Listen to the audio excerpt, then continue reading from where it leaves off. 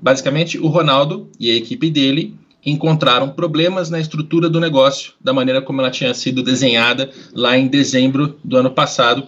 Eles assinaram em 18 de dezembro aquela primeira carta de intenções de que o Ronaldo compraria o Cruzeiro. Tem um prazo de 120 dias para terminar uma série de negociações, de diligências e etc. E agora, 87 dias depois, eles ainda estão negociando alguns pontos que são fundamentais para que o negócio pare em pé, né? Para que ele funcione para o Ronaldo, para a equipe dele na SAF. E a gente tem 2 pontos principais, a gente pode detalhar isso aqui com calma. O primeiro é que o Ronaldo está propondo que a Associação Civil do Cruzeiro, Cruzeiro Esporte Clube, passe por uma recuperação judicial ou extrajudicial. E a segunda é que tem uma dívida tributária com essa associação que ainda não está equacionada. A princípio, eles acharam que não teriam que lidar com essa dívida tributária, mas perceberam que existe um risco grande de a SAF acabar responsabilizada por isso e até perder uma das tocas, a Toca 1, que foi dada em garantia para o refinanciamento dessa dívida tributária com o governo. Então, o que ele está propondo agora é que os 2 centros de treinamento sejam arrendados para a SAF.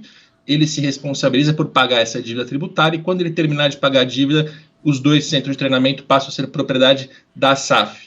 O Cruzeiro vai ter que decidir se aceita essas propostas, e quando eu digo Cruzeiro, eu estou falando dos sócios do clube, que deve ter ali uma assembleia geral, votação, muita discussão. Vão ser 2 semanas muito importantes para essa história daqui em diante. Bom, então vamos lá, vamos com o Ronaldo, né? Para a gente poder falar especificamente sobre cada um desses pontos que o Capello destacou aí. Primeiro temos ele falando sobre a recuperação judicial.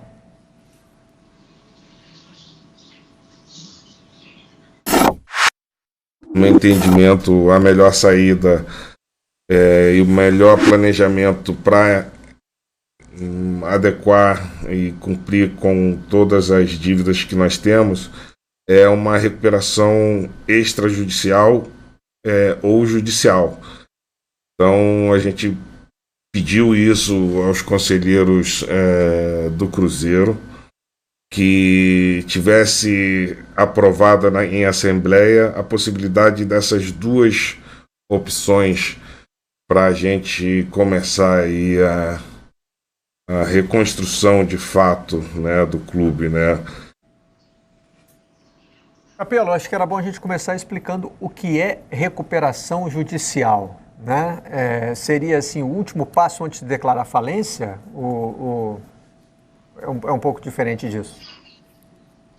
Não, é exatamente isso. Quando a empresa está numa situação falimentar, ela não consegue mais sobreviver, mas o mercado, o Estado, todo mundo entende que ela tem valor para a sociedade, tem essa última medida que pode ser adotada, que basicamente é uma renegociação com credores feita de maneira coletiva e mediada pela justiça. Então, se o Cruzeiro optar por seguir por esse caminho, recuperação judicial e extrajudicial são bastante parecidas, tem diferenças técnicas ali, que acho que ao longo das próximas 2 semanas a gente vai acabar entrando nessas diferenciações, mas de maneira mais básica aqui, basicamente a associação vai apresentar um plano de pagamento aos credores, cíveis e trabalhistas, com uma proposta de desconto e um prazo a pagar.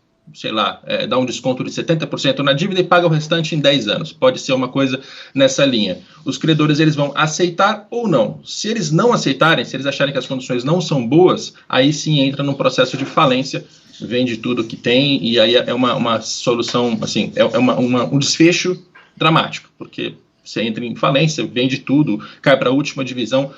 Então, assim, o torcedor tem que saber que é uma medida de bastante risco nesse sentido. É a última etapa antes da falência. Agora, se isso funcionar, se o plano for apresentado e os credores toparem, aí significa que aquela dívida do Cruzeiro ela é bastante reduzida, ela é equacionada ao longo dos próximos anos e dá uma segurança muito grande para a SAF poder operar sem ter todas as dívidas chegando ao mesmo tempo. A situação atual do Cruzeiro ela é muito ruim, exatamente porque é muita dívida e pouco caixa. Mas basicamente é isso. Qualquer clube pode fazer recuperação judicial ou é diferente para um clube que esteja num processo de transformação em SAF, Capello?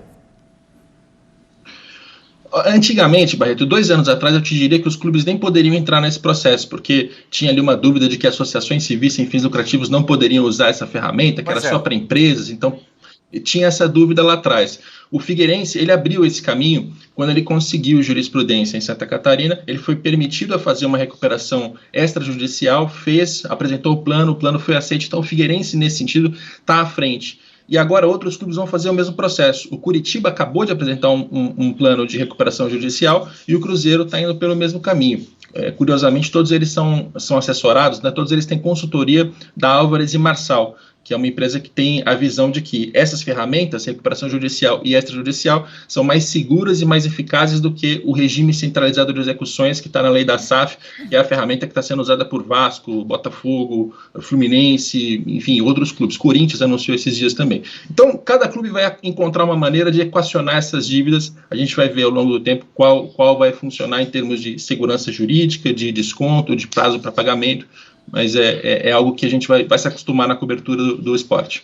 Mas a minha questão, até uma dúvida que o Capello deve saber melhor, é se existe, eu acho que hoje o torcedor está se perguntando isso, existe a possibilidade do Ronaldo, de fato, voltar atrás, se o Cruzeiro não aceitar essas garantias, e se isso tem algum impacto para ele, para os investidores que estão com eles, de imagem de mercado mesmo, em você não fechar esse negócio. E para o Cruzeiro, se há uma preocupação, se até por isso o Cruzeiro deve aceitar essas novas exigências. A chance existe, o Ronaldo não quer, mas a chance existe, né? Ele assinou lá atrás, 87 dias atrás, uma carta de intenção.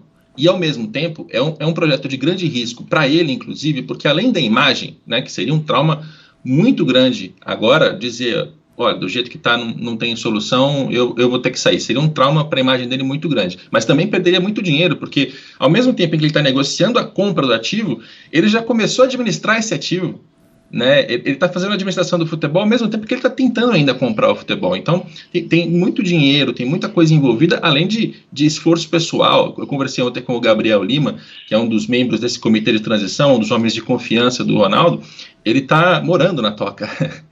Inclusive, ele mora na Espanha, porque ele era diretor do Real Valladolid. Ele foi para Belo Horizonte e ele está na Toca o tempo inteiro. Então, seria um impacto grande em imagem, em dinheiro, em frustração pessoal para todas as pessoas envolvidas. Mas essa possibilidade ainda existe. Né? Até o momento, 2 semanas atrás, o Textor assinou o contrato com o Botafogo, entregou a chave. Enquanto não chegar nesse ponto com o Cruzeiro, ainda dá para recuar sim.